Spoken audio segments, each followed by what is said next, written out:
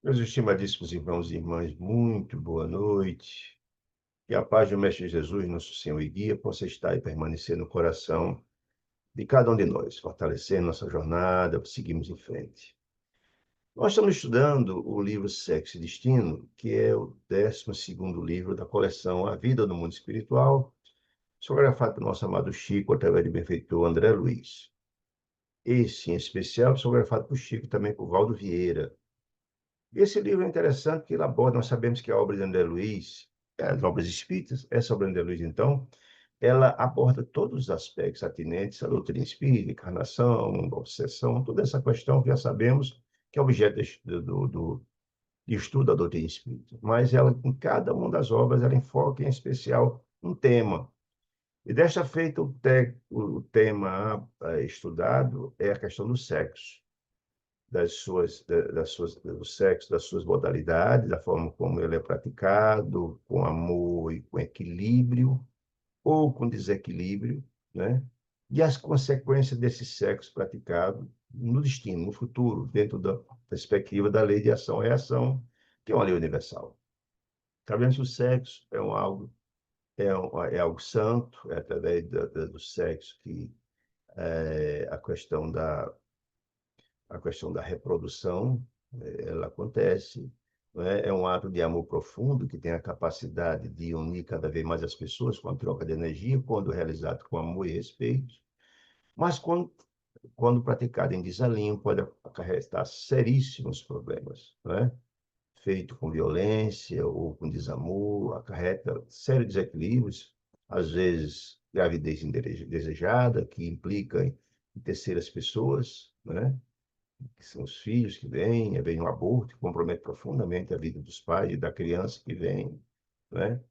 Ou às vezes são fruto de crimes, estupros, mortes, por aí vai. Então, o sexo é um tema importante e nessa obra ela é enfocada aqui, né? Como nós sabemos que o estágio da humanidade é um estágio bastante atrasado, o sexo feito de uma forma desequilibrada e desatino, né? Que é utilizando, digamos assim, a forma mais animal do ser humano, o instinto, quando ela é praticada dessa forma, essa violência, acarreta sérios compromissos e graves consequências, né? Então, essa obra ela é enfocada, e nós vimos já nos capítulos 1 e 2, que André Luiz, preocupado com a situação de Pedro Neves, que é um trabalhador de grande respeitabilidade em nosso lar, já está em nosso lar há 40 anos, desde a última encarnação dele. É um trabalhador exemplar, uma criatura que se envolve muito em tarefas importantes, junto aos umbrais, em trabalho de esclarecimento, uma larga experiência nesse trabalho, muito respeitado, né? Mas ele tem apresentado um comportamento nos últimos dias que surpreendeu a todos, irritado, um certo desequilíbrio, que não é o comportamento dele. E André Luiz e todos ficaram preocupados, mas com receio de abordá-lo, afinal de contas, havia um respeito muito grande com ele e tal. Mas André Luiz, tocado, chegou a certo ponto, ele, isolado, André Luiz começa a abordá-lo para tentar descobrir a razão de seu desatino, do seu desequilíbrio, que estava perturbando o seu espírito, ferindo a paz que sempre fora o tradicional do comportamento de Pedro Neves. E então André Luiz, conversando com ele, ele abre o coração dizendo que de todo o trabalho que ele vem fazendo há cerca de 40 anos, estava passando uma fase muito difícil, porque ele estava tendo que atender diretamente a sua família encarnada na Terra. E como nesse trabalho junto à família, muitos atos de profunda injustiça tinham tocado ele profundamente na qualidade de espírito. Ele estava profundamente tocado. Então, André Luiz se comprometeu com ele a ajudá-lo, a descer com ele junto à sua família e tentar, então, ajudá-lo naquilo que fosse possível, tentando resolver o problema, né? Contribuir. E nos capítulos 1 e 2 foi mostrado que eles vêm, conta a situação em rápidas palavras, entender, que ele fora casado, teve 3 filhos, mas ele desencarnou muito jovem, deixou 3 crianças, 3 filhos, né? Ele fora advogado, portanto, homem acostumado a lidar com lides e com problemas outros, e deixou um patrimônio importante, né? E a esposa, muito jovem, contraiu segundas núpcias. E esse segundo companheiro, que casou com a esposa, a viúva, Era uma criatura desequilibrada, de moralidade reprovável, né?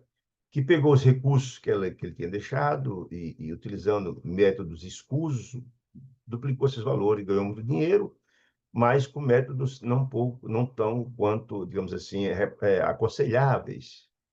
E isso teve reflexo profundo na esposa que ele deixou e também nos filhos, né?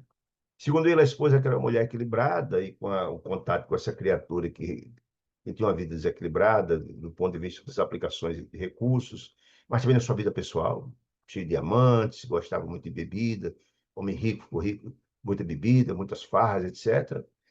A mulher que entrou, a mulher recatada, passou também a ser uma mulher de gostar de luxo, de gastar muito, que não era o perfil dela. Isso influenciou negativamente ela, né? E diante das experiências extra-casamento que o marido tinha, ela passou também a ter uma forma de desforra. Desequilibrou também na área da sexualidade. Ela, a beber, que ela não bebia antes e tal. E terminou desencarnando ela numa situação difícil, em função da bebedeira, morreu bem icterícia, tem uma doença e morreu. Durante todo esse período que ela estava viva, ele tentou ajudar, de todo jeito, mas ela não percebia, não conseguia ter sintonia com ele, porque as atitudes dela eram desequilibradas e ela tinha, então, sintonia com entidades infelizes. Ele não conseguia ajudá-la, porque ela estava, através de suas condutas, em sintonia com aquelas entidades. Não teve jeito, desencarnou numa situação lamentável, etc, etc. Os dois filhos, rapazes, que eram dois homens e uma menina, todos pequenininhos, sob a influência do novo padrasto, novo pai adotivo, né? Passaram também a adotar as condutas do padrasto. A preocupação dele é ganhar dinheiro, não importa como. E levantaram uma certa fortuna, todos eram comerciantes bem sucedidos, tinham muito dinheiro e tal. E o tempo todo o pai tentou ajudá-los, a influenciar, mostrar o caminho, mas não teve jeito. Chegou um ponto, inclusive, ainda quando a esposa era viva, dele, o padrasto, dizer que ele e dois filhos, dois rapazes, não eram filhos de Pedro Neves. Era o filho deles, que quando ele, Pedro Neves, estava casado, vivo, com a esposa, ele, o padrasto, tinha tido um relacionamento extraconjugal com a esposa de Neves, e as duas crianças eram filhos do padrasto, não de Pedro Neves. Olha que contrariedade terrível, uma punhalada no coração daquele que estava no mundo espiritual, né, vendo uma situação como essa, né? E o pior, segundo Pedro Neves, ela não contestou. Então aquilo passou por verdade aos filhos, como se eles fossem filhos do padrasto e não de Pedro Neves. Então veja que sofrimento terrível para quem está do lado de lá. Sim, então eles, nem de parte da esposa e nem de parte dos filhos, nem lembravam dele, não faziam prece. Isso é um sofrimento muito grande para quem está do lado de lá, que deu sua contribuição, que ama os parentes, mas ele ficou tão desesperado que deixou de assistir a família. Mas tinha uma filha, Beatriz, que essa sim, nunca perdeu contato com o pai. Ela era pequenininha quando ele desencarnou, mas esse sempre teve contato com o pai em espírito, fazia prece por ele, tinha uma ligação alma a alma muito forte, havia uma sintonia muito grande entre eles. E essa filha, que estava com cerca de quase 50 anos de idade, 47, 48 anos de idade, contraiu um câncer e estava na fase terminal. Por isso, ele, Pedro Deves, voltou à Terra para assistir essa filha, que ele amava profundamente. Entretanto, no ambiente dessa casa da esposa, que ela tinha um esposo que era Nemésio, e tinha um filho, então tinha um filho, né? Que ela amava muito esses dois, né? Ele também, o Nemésio, o marido dela, tinha uma conduta profundamente reprovável. Ela muito doente, prestes a desencarnar, e ele nas folias por aí afora, e etc. Não dava assistência devida, tinha uma conduta também desequilibrada. Inclusive, quando eles chegaram para assistir a filha, que estava num sofrimento muito difícil, o Pedro Neves aplicou as energias curativas sobre ela, aplicou bálsamos, passes, etc. Virou uma moça lá, de 20 anos, jovem, que aí Pedro Neves, olha, sabe essa moça aqui? Essa é a contadora da empresa imobiliária do genro. Ela é a contadora. Ela não é enfermeira, mas está aqui na casa a pedido do meu genro para assistir a esposa, etc., a minha filha, né? Mas, na verdade, ela tem um relacionamento amoroso com ele. Olha que situação difícil. E ele profundamente contrariado com essa situação. Ele tinha ficado completamente transtornado, perdendo o equilíbrio dele, ficou pessoa experiente, etc, etc, dada essa situação. Então, quando André Luiz e Pedro Neves assistem a filha, a Beatriz, sai do quarto e vão para um outro compartimento, para um outro quarto, para uma sala anexo. E aí é que onde começa, então, esse capítulo para a gente entender. Quando ele fala assim, na peça isolada, ou seja, nesse outro compartimento, pode ser uma sala ou um quarto, o amigo, que é Pedro Neves, cravou os olhos lúcidos no meu e falou, obtemperou. Após a desencarnação, André, achamos-nos na segunda fase da própria existência. E ninguém na Terra imagina as novas condições que nos tomam de assalto. Porque ele diz lá no capítulo terceiro, 2, segundo, que na vida tem duas etapas, duas fases. Uma quando encarnado e a outra quando desencarna. E a gente encarnado tem muito pouca compreensão dessa segunda fase. Só quando a turma da Terra não tem a compreensão que está encarnado, quais são as nossas obrigações no segundo momento. Quais as implicações? Que muitas pessoas têm uma ideia equivocada pelas religiões tradicionais, quando você morre, acaba tudo. Outros dizem que às vezes que você foi na igreja X, foi dado uma bênção, que você foi perdoado, chega lá e vira santo, que está tudo certo, está tudo resolvido. E não é assim. Nós somos aqui de um jeito e lá, o mundo espiritual, somos a mesma criatura com diferença. Aqui você pode enganar alguém. Lá não. Você é quem é. Com luzes, se for purificado, ou com sombras, se for infeliz. É isso. Aí ele diz, olha, nós estamos na segunda etapa. Nós está falando dele, de André Luiz, porque eles são desencarnados, né? Óbvio, né? Aí ele diz assim, em começo, quando você desencarna, passa do túmulo, renovamos a vida. Depende da situação de cada um. Ele conta a situação dele, por exemplo, né? A equipe salvadora, quando você se equilibra, quando é equilibrado, já começa o trabalho, quando você está equilibrado, de assistência ao próximo, de ajudar os outros, etc. O apoio à prece, a prece para ajudar os que estão distantes, familiares ou não, né? Estudo das vibrações na escola da caridade. E quando a gente desencarna, a gente, André Luiz Borges, um dos mensageiros, quando desencarna, a gente começa no mundo espiritual a se renovar, a se reciclar, visando a nova encarnação, o processo de aprendizado. A alma, no seu projeto de renovação e transformação, ele está na sua jornada, né? Na sua jornada. E ele, a cada nova reencarnação, que é o meio que Deus nos concede para atingir o fim, que é a felicidade, você vai aprender novas coisas. Quase nenhum de nós, quando estamos aqui para cumprir nossa missão, no nosso mapa reencarnatório, a gente cumpre toda a obrigação. Não, muita gente falha em várias áreas. E aí, essa reciclagem é importante que os benfeitores espirituais, nossos amigos espirituais, nos ajudam, nos estimulam a aprender, para quando a gente vier na próxima encarnação, a gente seguir nossa jornada, qual seja, aprender as lições que não aprendemos, qual seja, reparar os nossos erros do passado, que aí nos entendemos, né? Essa é a história, né? Mas, ó, ensaiamos, já no mundo espiritual, depois desse processo, felizes, o culto das grandes sentimentos humanos. Você está lá para aprender esse culto dos grandes sentimentos. Para você voltar na próxima encarnação, você continuar a sua jornada. Isso você aprende muito no mundo espiritual, no que diz respeito a isso, né? Aí diz, depois de trazidos de retorno, o que quer dizer trazido de retorno?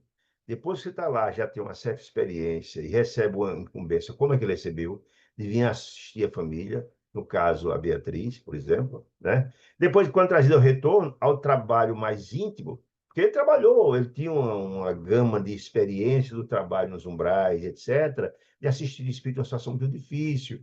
Mas uma coisa é você assistir a outrem que está passando uma situação dramática e você vai lá com equilíbrio e tenta orientá-lo, ajudá-lo, mostrar o caminho, é uma coisa. O problema que a pessoa tem, você entende e vai tentar ajudar. Outra coisa, como o problema diz respeito à sua família, aos seus entes amados, aos seus entes queridos, que ao receber uma injustiça profunda, se você não muito equilibrado, termina se envolvendo naqueles processos todos, se revoltando. Era o caso dele. Por isso, a grande contrariedade dele, porque estava vendo a filha moribunda, com um câncer terrível, e não tinha, por parte da família, a assistência que ela mereceria, por parte do marido, enfim, etc, etc. É isso que ele está dizendo, né? Retornou ao trabalho no mais íntimo, na arena doméstica, que supunhamos varrida para sempre da memória, como na situação especial do meu caso, a didática é outra. Ou seja, uma coisa é a teoria, outra coisa é a prática. Essa é a didática que está falando. Então, ele, quando vem numa situação como essa, que vê aquela situação, Ele tinha experiência, conhecia a teoria e a prática com os outros, mas no caso dele, a situação é diferente. Disse ele. É preciso, disse ele, espremer o sangue do coração para confirmar o que ensinamos com a cabeça, ou seja, o que ensinamos os outros. Faço o que eu digo, né? Ensinou, tem uma grande experiência, com os outros é uma maravilha, mas no que diz respeito a ele próprio, difícil aplicar a ele próprio os ensinos que ele aplicava aos outros. Porque mexia com o coração dele, ver um ente amado sofrendo. E é mais ou menos aquela história de que você tem uma ferida, e você vai cuidando daquela ferida, ela começa a fazer uma casquinha fina, você acha que está bom. Mas de uma hora para outra você passa a unha e volta a sangrar de novo. Você, como na verdade o processo evolutivo é complexo, é difícil. Mudar é muito difícil, né? É isso que ele quer dizer, em outras palavras. E é importante que ele conte essa história, para que a gente possa assimilar essa informação. E o grande objetivo das obras, André Luiz, é esse, é o despertar da alma humana. Cada uma história dessa, a gente pode avaliar como é que é a nossa conduta. Será que está em conformidade com os ensinos de Jesus, por exemplo? Como é que Jesus agiria diante de uma situação como essa? Essa é a história. Aí ele diz assim: é preciso para mim, assim, avalie, disse ele, André Luiz, a minha situação. Ficou nessa casa, em serviço apenas há 20 dias, assistindo a filha. E recebi tantas punhaladas na alma, assim, tantos atos que contra a minha filha, que me atinge, que eu amo profundamente. Mas tanto ato praticado com ela que tem me desgastado profundamente, tem me deixado profundamente desequilibrado, inclusive, né? Tem tocado fundo a minha alma também. Tantas punhaladas na alma que não fosse, ele disse, ó, condicionando, não fosse a necessidade de minha filha, que está doente, que precisa desencarnar, que eu amo tanto e que eu preciso assistir, fosse a situação, a necessidade dela, ia fugir. Porque eu tenho sofrido muito com a dor da minha filha. E não tenho conseguido me isolar desse processo. Vejo as injustiças e não tem como não me revoltar desse processo todo. Olha aí. Sem minhas observações pessoais, diz ele, não teria admitido, sem minhas observações pessoais, esse processo, essas de que precisaria assistir a filha, não teria admitido tanta leviandade de meu genro, o marido de Beatriz. Ele é um velhaco, Bilon significa velhaco. Um fanfarrão, despudorado, uma conduta altamente reprovável. Aí André Luiz tentando, vendo que ele estava abrindo o coração, mostrando sua dor, sua situação, tentando ajudar o amigo a equilibrar-se. Esse era o objetivo de André Luiz. Via ajudar ele, e como ele estava profundamente desequilibrado, via ajudá-lo. E se equilibrava de novo, etc, etc, essa, né? Essa é a intenção. Aí André Luiz, sim, sim, André Luiz. Tentei cortar as doloridas alegações. Falando das angústias, das dores, tentar cortar, ver se voltava ao equilíbrio. Comentei, disse André Luiz, breve para Pedro Neves, a excelência do esquecimento do mal. Oh, me esqueça, não é como Jesus fazia? Esqueça o mal, faça a sua parte. Ninguém muda ninguém, você faz a sua parte, cada um faz a sua. Tentei, esqueci o mal. Argumentei, disse André Luiz para Pedro, quanto ao merecimento do auxílio silencioso através da oração. Em vez de você estar aqui se desgastando, Pedro, da situação, você não vai mudar o seu gênero. Tenta, né, da oração, tentar tocar a sua alma, tocar a alma do seu genro, ver se ele devagarinho vai se mudando. Essa é a conduta de quando você, na verdade, não se sente parte daquele processo. E essa era a conduta das grandes almas. Jesus não obrigava ninguém a fazer nada. Tentava ensinar as criaturas, aqueles que não queriam ouvir ali, ia embora, né? Mas não obrigava ninguém a absolutamente nada. Essa é a filosofia do Evangelho. A filosofia do Evangelho é tocar o coração das pessoas. Chegará um momento que não tomaremos determinadas atitudes que não nos permitiremos mais. Não nos permitiremos mais. Nossa probidade interior, nosso Deus interior gritará alto diante de uma atitude desequilibrada. E foi isso que ele tentou passar essa informação para Pedro, mas Pedro estava tocado demais. Pedro, né, ouviu as observações de Luiz, sorriu e disse, meio desconsolado. Eu já sei dessa informação. E disse, olha, compreende mais você, André, que você se reporta à vantagem do pensamento positivo, do equilíbrio, etc., da fixação do bem, e crê que, de minha parte, farei quanto puder para não esquecer. quando puder, para não esquecer. Mas que está difícil, tá. Você está querendo explicar isso. Dizendo André Luiz, está difícil. Eu entendo tudo isso, já vi, apliquei as mesmas ideias, conheço o ensinamento de Jesus, mas não está fácil. Agora é o seguinte, disse Pedro. Agora, por favor, tolere. Eu conheço tudo que você está dizendo, eu conheço. Agora me escute. Você tem uma ideia do drama, você tem uma compreensão da situação, por favor. As minhas considerações, talvez descabidas. Eu sei que eu estou nervoso, estou meio desequilibrado, mas escute. Você entender as razões do meu desequilíbrio, como se justificasse isso, né? Infelizmente, não justifica, entre aspas, né? Você, o desequilíbrio não ajuda ninguém, não é? Nem sabe disso. Porque na hora que a gente vê a situação que a gente reprova, se a gente age com violência aquela ação, se alguém lhe faz um mal, e se você faz o mal de volta, vai acontecer o quê? Você se nivela aquela criatura, né? Nivela aquela criatura.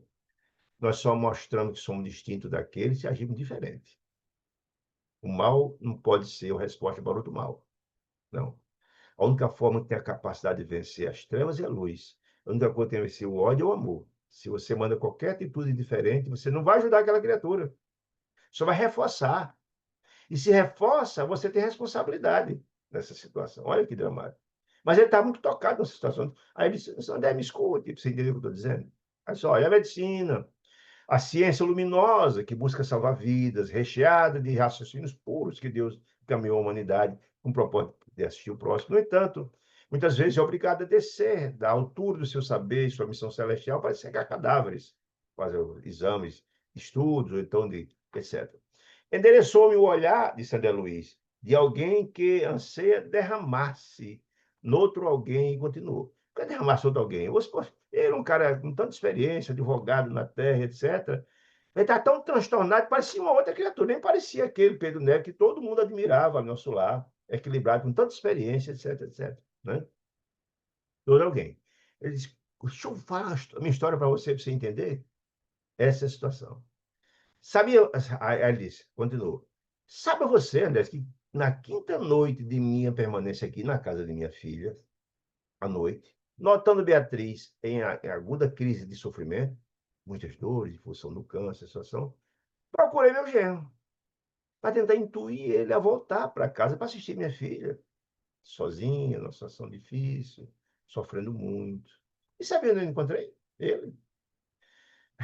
Nada do escritório, segundo a falsa informação de chegar em casa. Olha, eu vou chegar mais tarde, vou estar no escritório. Deixou essa informação em casa. Mas estava lá? Não estava. Indignado eu, fui comecei a procurar. E surpreender lá onde? Numa furna penumbrosa, ou seja, numa casa noturna, baixo nível. É plena madrugada. Madrugada, a mulher sofrendo em casa, um sofrimento de dor terrível, precisando dele na farra. Na farra, madrugada. Junto de quem? Dessa menina que está aqui, servindo de enfermeira, que é a contadora dele, de 20 anos. Com ela, imagina. Que você acaba de conhecer. Essa menina aqui. Os dois juntos, com marido e mulher, champanhe correndo, música lasciva de péssimo gosto, o ambiente era dramático, de péssimo gosto, situação difícil. A música rolando e ele lá, num ambiente profundamente desagradável, contestado, no champanhe, acontece tudo bem. Entidades espirituais perturbadoras que perturbam, estão lá no processo de obsessão ou no processo, provavelmente, de vampirismo, e perturbadas. Porque essas entidades são atraídas para esse tipo de lugar, onde há desequilíbrio, desarmonia, bebida, música alta, conduta desequilibrada, né? Pois é, perturbado, jungidos juntos aos corpos dos bailarinos. Quer dizer, tinha música lasciva sendo tocada, os bailarinos e as entidades lá com eles. Porque o processo o processo de vampirização é isso. Eles buscam, através das criaturas que têm sintonia, buscar o prazer, através da bebida, do sexo, por aí vai, né? Enquanto outras entidades desequilibradas, porque o ambiente estava cheio, porque o ambiente era desequilíbrio, bebida, música lasciva, enfim. E vinham. E algumas, aliás, se inclinavam sobre as taças da bebida alcoólica servida, cujo conteúdo dos lábios entediados não haviam conseguido dissolver totalmente. Ou seja, resto de bebida nas taças, a entidade lá sentia o cheiro da bebida, como se estivesse sorvendo a bebida. Porque as criaturas que têm vícios, quando encarnam e não têm equilíbrio, buscam, pelo processo de vampirização, manter os mesmos vícios, a sentir o mesmo gosto, estimular a pessoa que tem sintonia a beber para sentir o gosto da bebida, a energia do álcool, a usar a droga, o cigarro, estimular as pessoas que vampirizam a usar as drogas e o cigarro para poder sentir a mesma sensação. Perispírito é perispírito. Ele vai estudar isso aqui, nessa obra. Esse é o incrível, né? Muito bem. É, em Recanto Multicolorido, da casa noturna complicada, onde haviam jovens que se exibiam de forma seminuas, né?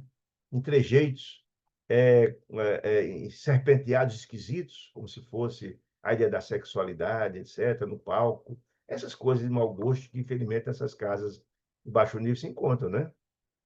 Né? Vampiros, olha, as entidades infelizes, vampiros articulavam trejeitos com aquelas entidades, aquelas moças seminuas fazendo aquelas performances, né? Completando, olha a informação importante, completando o sentido menos digno. Ou seja, elas faziam era provavelmente se contornavam como se estivesse praticando sexo, e eles, as entidades, sentindo essas energias, até fazendo gestos, provavelmente de sexo, aquela complementando, olha que coisa terrível, né? Os quadros, completando o sentido mendigo, os quadros que o mau gosto humano pretendia apresentar em nome da arte, como se aquilo fosse arte. Infelizmente, a gente vê muito isso hoje, né? Tudo rasteiro. O ambiente era terrível, tudo rasteiro, impróprio, inconveniente. Como é que ele, esposo o esposo da minha filha, que está moribundo em casa, com câncer, sentindo dor, está num ambiente desse? Namoradinhas com bebida e a minha filha sofrendo em casa. Esse botou. Fisguei meu genro, disse ele, escutando a Luiz. E a colaboradora dele, quem é a contadora da empresa, nos braços um do outro. Recordei que minha filha, doente, e revoltei-me. Perdi o equilíbrio, André. Perdi o equilíbrio. Que me deixou completamente revoltado. Olha aí. Súbito desespero empossou-se em mim. Você perdeu o equilíbrio completamente, perdeu a razão, inclusive. Quando você perde o equilíbrio, você pode fazer qualquer coisa. É a descida, né? Você baixa sua faixa vibracional. Ele é uma entidade acostumado a atos dignos de assistência e com experiência, mas perdeu o processo evolutivo. Perdeu, na verdade, o seu equilíbrio. Desceu. Vê como aquela história da casquinha que eu falei, da ferida. Você acha que está sarada, passa a unha, ela começa a sangrar de novo. Ele perdeu o equilíbrio. Baixou sua faixa vibracional. Oscilou minha razão escurecida, ou seja, aquele homem que ele achava que tinha vencido, né? Pois cheguei a justificar, olha que coisa grave, né? A justificar ele que tinha tanta experiência com criaturas equilibradas, que obsidiava parentes, etc., etc., que ele lhe ia aconselhar e tirar. Cheguei a justificar de relance naquele momento a deplorável atitude dos companheiros desencarnados e se transformava em vingadores inteligentes. Achar normal. Ele que ia sempre ajudar aquelas criaturas que obsidiavam, que iam lá se vingar, etc, etc. Naquele momento, o pessoal está achando a nossa conduta. Bem que coisa dramática no desequilíbrio, né? Disse ele. O homem velho, que eu fora, ou seja, com esses defeitos, todos nós o fomos. Se hoje não somos mais que bom, nós somos no processo. Nós somos a melhor criatura de nossa história inteira. Hoje, o melhor estágio, estamos nisso agora. Estamos avançando, evoluindo no decurso do tempo. Se não fazemos mais determinados condutos, que bom, mas já o fizemos. Nós somos criados simples e ignorantes, segundo Kardec. Né? Então, por isso que Jesus dizia, não julgue para não ser julgado. Né? O homem velho que eu fora, e o homem velho, e o homem renovado que aspiro, ele está no caminho.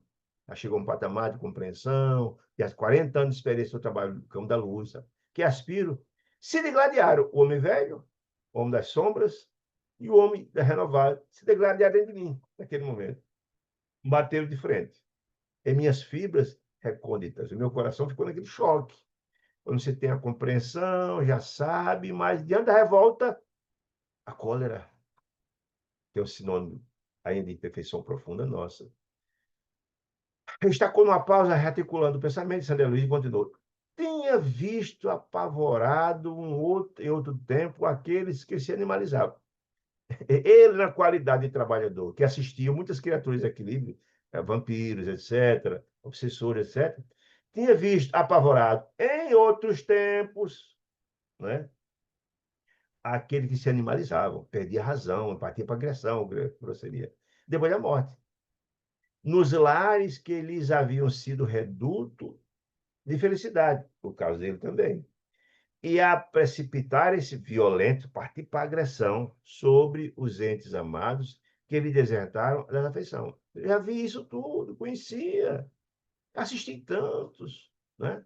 Ele está dizendo, né? Funcionara ele entusiasmado em diversas missões socorristas dessa natureza. Eu fui o socorrista, eu fui o emissário da luz, procurando esclarecer a esses obsessores, a esses vampiros, e esclarecer e modificá-los com meus conselhos, com minha ajuda e tal, para o bem e fazer eles sentir que as lutas morais que cada um tem, daqueles que estão tendo condutas infelizes, depois da desencarnação, quando morrerem, era o mesmo caso aí do Gênio, né? Se erigiriam igualmente em penosa herança. Esse era o argumento que ele utilizava com os obsessores no trabalho dele. Para todos aqueles com os quais se desarmonizavam.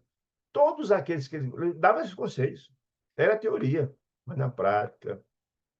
Advertia-os quando buscava essas criaturas, na situação de violência, etc. Advertia-os que o túmulo esperava também a quantos na terra lhes sonegavam lealdade e ternura. Ou seja, aqueles que desrespeitavam, que agrediam, etc., ele ia lá, aconselhava e até conseguia.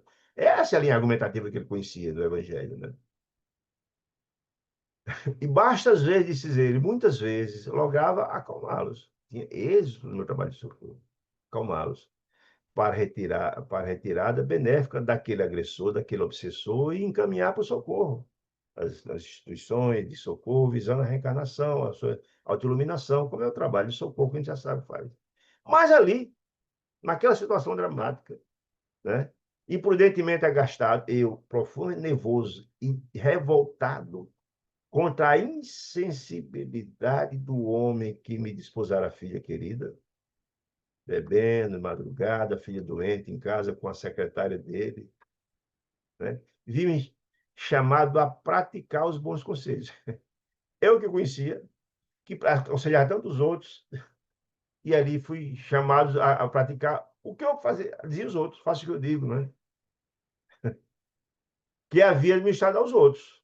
Eu fui chamado. É o homem velho que está falando, o homem velho se degradando com o homem renovado que ele desejava ser, né? O amigo fez ligeiro intervalo e enxugou as lágrimas, dizendo isso chorando, né? Chorando. Pedro Neves dizendo essa situação. Isso, lembra que eles estão, tem o quarto onde a filha está lá, é, doente, etc. E eles estão na sala dele contando a história, para poder entender essa história toda. Entendeu? Tentar aconselhar, etc. Mas ele estava inconsolável.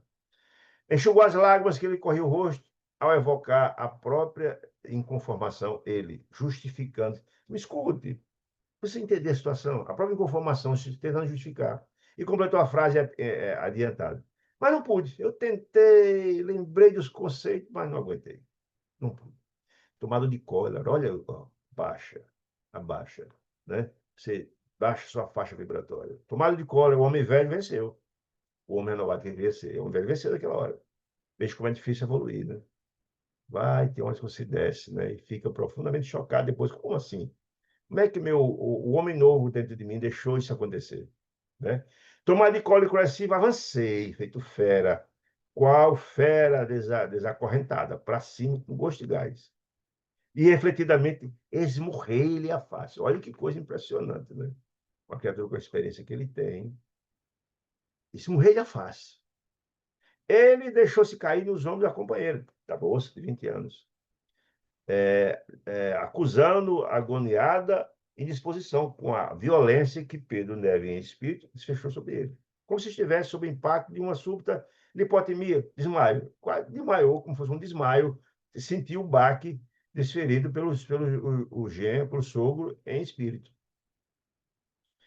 Dispunha-me em seguida a torcer-lhe o corpo, a continuar agredindo ele. Eis meus braços rígidos, entretanto, não consegui. Olha aí, por que ele não conseguiu? Primeiro, às vezes, diante da situação dela, o seu Deus interior grita, né? Puxa, como é que você pode fazer um negócio desse? Mas teve uma ajuda extra a isso. as intercessões são fantásticas. Uma senhora desencarnada, de semblante nobre e calmo, olha a ajuda divina, né? Aproximou-se, desarmando-me o íntimo. Ela chegou com toda calma. E seu ato calmo desarmou-o, né? Não mostrava sinais exteriores de elevação. Não era um espírito muito nobre, disse ele. Patenteava-se, aliás, tão profundamente humana quanto nós mesmos. Aí mais uma razão, talvez, de envergonhamento dele, né? Que era uma criatura mais ou menos no mesmo estágio evolutivo dele. Distanciava-se apenas através do minúsculo distinto luminoso no peito que ela trazia, que brilhava palidamente no seu peito. Qual joia rara a emitir discreta radiação. Ela fazia parte de uma instituição socorrista, né? Que, diante de uma situação como esta, foi lá, certamente por intercessão de alguma entidade amiga que o chamou para ir assistir ele, naquele momento de desequilíbrio imenso dele. E ela, com a atitude dela, afagou-me de leve a cabeça e induziu-me a serenidade. Ou seja, chegou lá, não disse nada com ele, nada. Fez uma fala na cabeça, um carinho na cabeça dele, como uma tia ou uma mãe querida que chega, meu filho, né? Se equilibre.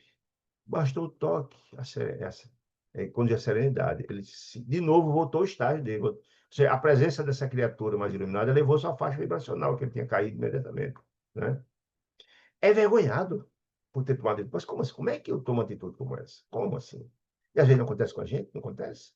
A gente quer ter uma compreensão de determinadas coisas, vem enquanto fica envergonhado por ter tomado atitude, um monte de raiva. Como assim? Eu não posso fazer esse tipo de coisa. Quer dizer, não é que os outros digam, eu não me permito, né? Porque eu me envergonho diante da atitude infeliz que eu tomei, diante do momento de cólera, desequilíbrio, né?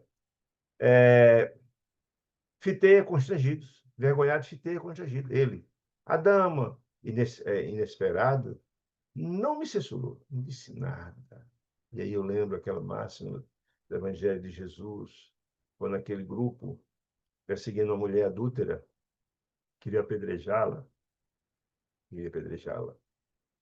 E aí Jesus, que ficou numa situação, ele tinha os fariseus, etc., que desejavam colocar Jesus numa situação difícil, porque Jesus achava que Jesus, os fariseus achavam que Jesus era um falso profeta. E Jesus lá no meio da rua, né? Escrevendo no chão, conhecendo profundamente o coração daquelas criaturas, o maior psicólogo que o mundo teve conhecimento, sabia que se ele dissesse, porque o fariseu disse, escuta, mestre, qual é o seu julgamento para essa mulher?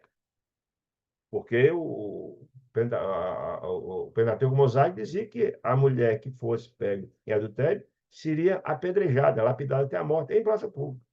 Jesus ouviu que se Jesus dissesse que ele cumprisse a lei, matasse a mulher, ia de encontro a tudo que Jesus ensinava, perdão, amor, caridade, fraternidade. Mas se Jesus dissesse que não deveria atender o que diz a lei, ia cair em desgraça. E todos aqueles que atuassem contra a lei mosaica poderiam ser julgados pelo Sinédrio, ser mortos, inclusive, né? O negócio era complicado. E Jesus, conhecendo muito bem, disse, quem tiver sem pecado, pleno, escreve no chão.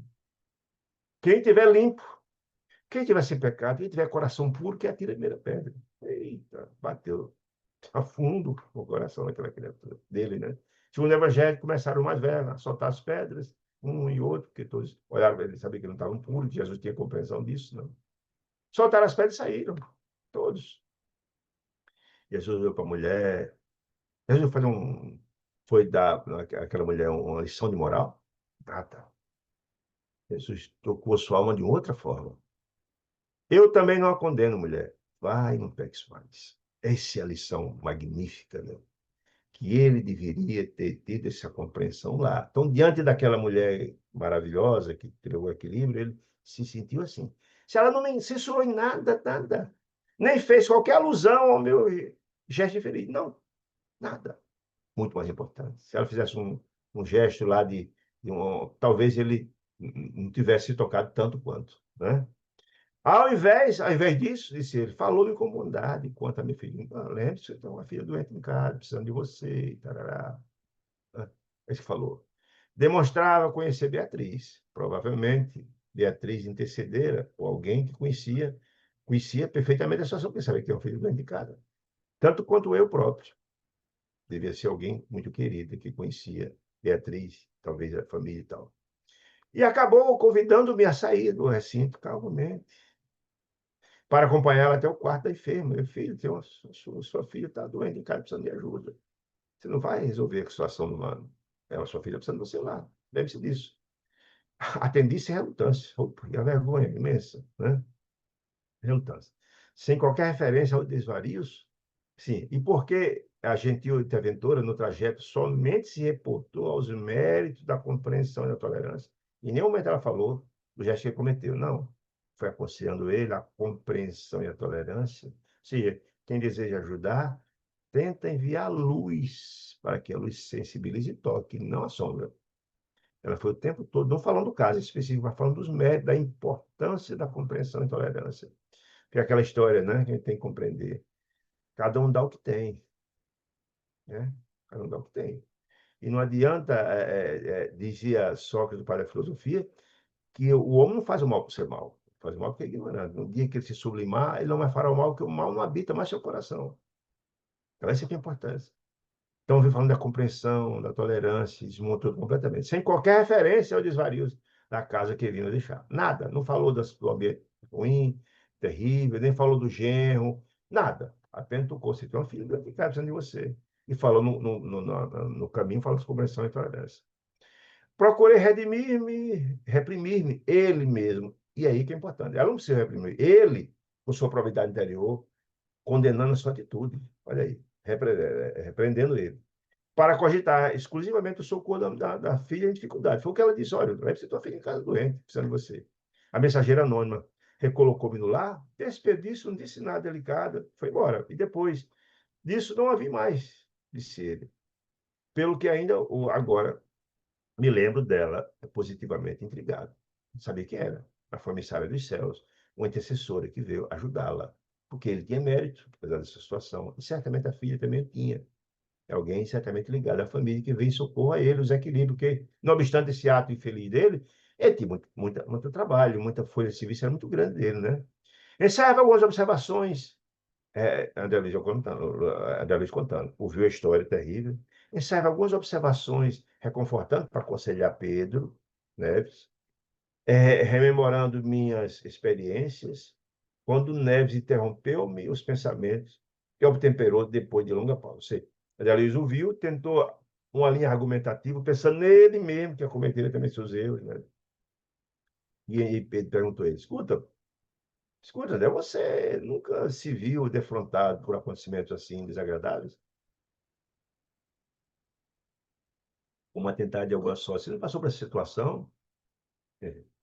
Recordei, disse André Luiz, emocionadamente. As primeiras impressões que me haviam transtornado a sensibilidade após a desencarnação. Lembre-se, quem lê o livro Nosso Lar, lembra no capítulo 49 do Nosso Lar, que André Luiz, depois de 8 anos desencarnado, preparado no Nosso Lar, teve permissão para voltar em casa. Chegou lá, ele também tinha 3 filhos, encontrou a esposa casada com outro, não lembrava mais dele de jeito nenhum. Aliás, uma das mais revoltantes coisas de André Luiz, ninguém não lembrava dele, ele não era lembrado muito espiritual. Não recebia as lembranças, as preces, não era. Não tinha mais a fotografia dele em casa, ele estava casado com outro, os filhos não lembravam, só a menina lembrava dele. Né? E ele ficou muito transtornado por ver aquela situação, que ele foi esquecido, e também se revoltou. Ficou desequilibrado, até que ele foi até um umbral e tal. E foi assistido também por Narcisa, a amiga de trabalho querida nas câmaras de retificação, está lá no livro, no capítulo 19. E através da intercessão de Narcisa é que ele voltou a se equilibrar. E no final, o livro está explicando isso lá. Ele entendeu que, na verdade, nós não somos donos de ninguém, e a vida continua. Os irmãos e irmãs são companheiros, esposo ou filhos, são irmãos também na vida. Deus nos confiou. Vimos experiência, foi importante, mas não somos donos de ninguém. Que ela tinha o direito de ser feliz, de ter uma vida, etc, etc, etc, etc. O livro conta tudo isso. Aí Landry lembrou. Reconstituir na memória de si ele todas as telas em que me surpreendera desanimado quando ele voltou em casa, excitado, dilacerado, vencido. Ele também sentiu assim. Né? As transformações domésticas, os bloqueios familiares, os dispositivos da luta humana e as sugestões de natureza física que me haviam alterado a esposa e os filhos, porque ele contou a situação dele, que parecia um pouco com o de Neves. Na Terra, quando se reconheceram sem a minha presença direta, retornaram-me ao coração. Deve contar a situação dele, ele defrontando com a sua situação, porque a Helena perguntou, né? Senti-me mais estreitamente ligado ao meu interlocutor, assinalando-lhe o torturado influxo mental e comentei: sim, meu amigo, eu já passei por isso. E interessante que André Luiz tinha passado por isso. E mesmo assim ele tentou argumentar e mesmo assim não foi, ele vai ver que não foi possível modificar aquela situação naquele momento. Sim, meu amigo, atravessando a grande barreira da morte, né? Os meus problemas, a princípio, foram enormes. Ali passou 8 anos no umbral, né? Sabemos disso, né? Depois socorridos, etc. Em 10 anos que teve a missão de voltar à casa, né? Entretanto, não foi possível desabafar-me, ele dizendo. Entretanto, não foi possível desabafar-me. Cavalheiro maduro e simpático penetrou. Sim, aí estava essa conversa na sala contígua ao quarto da filha. Cavalheiro maduro e simpático penetrou o recinto, compreensivelmente, sem percebermos, porque a parte educacional é diferente, né? Desse, que era o Nemésio, o esposo de Beatriz, esposo da filha de Neves, né? Neves, contrafeito, que profundamente chateado com a conduta dele, né? Indicou, explicando: é Nemésio, meu genro. O recém-chegado reajustou-se a gravata, mirou-se, olhou no espelho, próximo, ajeitou o lenço, limpou a testa assoada, limpou a gravata bem forte e escutou o suspiro de Dona Beatriz do quarto, doente. Lançou-se incontinente para a câmara, o quarto onde ela estava. Marina, a secretária dele, a contadora dele, estava servindo ali de enfermeira improvisada, também estava lá, veio recebê-lo com amável sorriso, conduzido à cabeceira da senhora do quarto, que passou a fitá-lo entre confortada e abatida.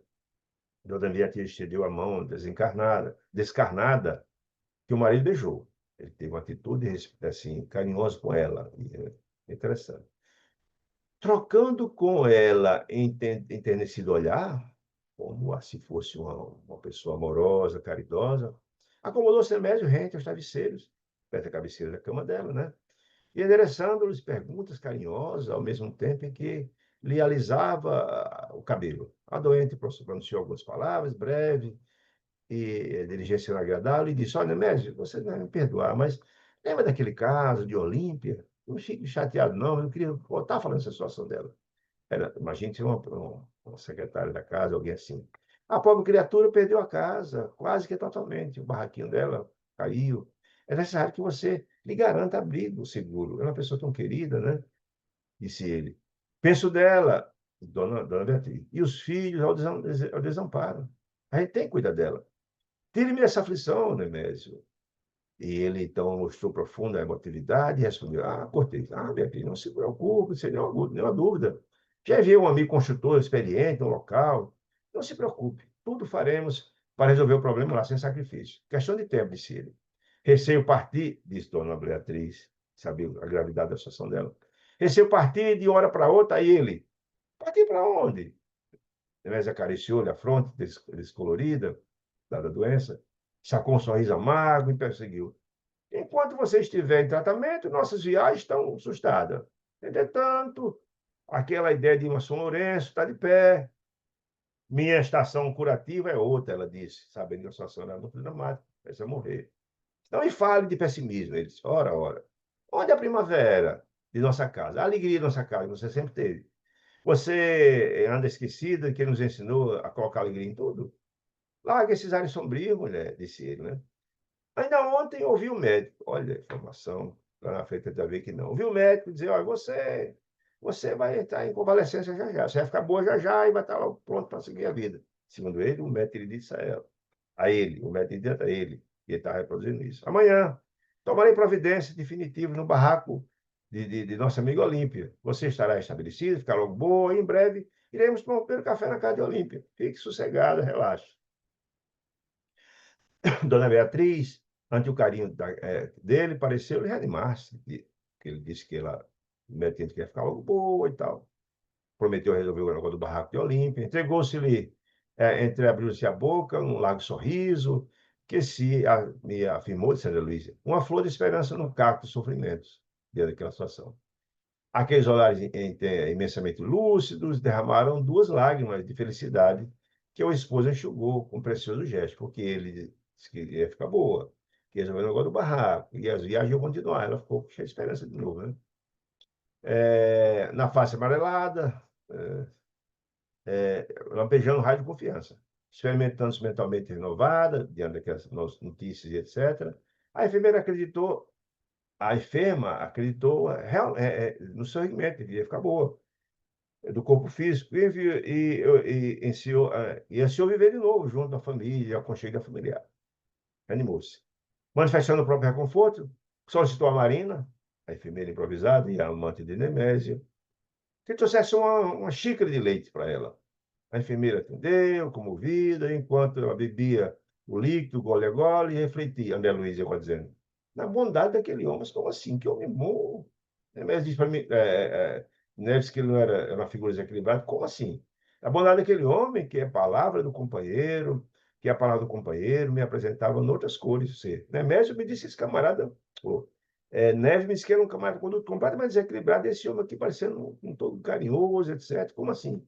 Uma contradição. É uma coisa errada nessa história. Não? O pensamento, ele olhou na faixa vibracional de Demésio, o pensamento de Demésio revelava-se. Pelo menos ali, até ali, aquele momento, claro e puro. Não vi nada de desequilíbrio nele, Sandra Luiz. Trazia Dona Beatriz no cérebro, nos olhos, nos ouvidos, no coração. Dispensava ali a compreensão de um amigo, a ternura de um pai. E Neves, que já tinha, já estava conhecida a situação, endereçava num estranho olhar. Oxe, que camarada é esse? Ontem tinha um procedimento e hoje está diferente, né? Como se estivesse, tanto quanto eu, defrontando com um indizível assombro. Como que modificação é essa, de uma hora para outra? Neve, né? Alguns momentos escoaram-se rápidos. Quando a enferma tomou a xícara, devolveu a xícara, que tomou o leite, outro quadro desdobrou a visão. Ou seja, ele que estava ali fazendo um ar de caridoso, de amoroso e carinhoso, mudou completamente, que André Luiz estava captando na tela mental dele. Nemésio levantara-se rente ao leito e por trás da cabeceira, lembra que ele estava perto do travesseiro, né? Tirou a cabeceira da cama, né? E por trás da cabeceira alterada, ela estava aqui da cama e ele por trás da cabeceira. Outro quadro se desenvolveu. Nemésio levantar a visão, cabeceira alterada, estendeu a Marina a mão, que se mantinha ao lado oposto, do outro lado da cama, né? A mão grossa dele, que a ela entregou-se a mão leve da moça. Por trás tem a cabeceira, por trás da cabeceira que dona Beatriz não via essa cena, né? O marido passou então a falar brandas palavras para a esposa satisfeita, afagando simultaneamente os róseos dedos da jovem. Pouco a pouco, se desinibia a Marina. Através de um olhar brejeiro, contemplei Benemérito admirado. Alternavam-se-lhe agora os pensamentos, não era o mesmo. Que me pareciam, então incompatíveis com a sensação de respeitabilidade que eu inspirava. Antes ele tem um comportamento, e agora passou a ter outro, dentro da lista. Esse pensamento dele agora era completamente diferente do que de há pouco tempo, né? Voltei-me instintivamente para Neves e ele, sim, contemplei Nemésio, alterando os pensamentos. Contemplei Nemésio, não consigo para. Tá. Para Neves e ele indicando-lhe, voltei-me insensivamente para Neves e ele indicando-me as duas mãos, Neve, o pai de Priscila, olha André Luiz, é ele, olha, olha o camarada pegando na mão da menina aí. Aí ele indicando as duas mãos que se acariciavam, tanto a da enfermeira, Marina, quanto a de Nemésio. Uma outra exclamou para mim, esse homem é um enigma, ou seja, ele disfarçava muito bem, né? E aqui o capítulo 4 começa assim. Acomodados de novo no aposento próximo, ou seja, eles, quando o Nemésio chegou, eles acompanharam no quarto. Depois, eles dois voltaram para onde estavam antes conversando. Acomodado de novo no aposento próximo, buscava soerguer o ano de neve, muito contrariado. Você está vendo como é que esse camarada é? Disse ali de uma forma e estava agindo de outra, já acariciando a mão da minha, dentro do quarto, na cama, no local atrás da cama da minha filha, doente. Positivamente aí, né, não foi nervoso, né? Desequilibrado, né? Desapontado. Arrojara-se o companheiro ao clima de indignidade ofendida. De novo, ele voltou a ter a revolta, né?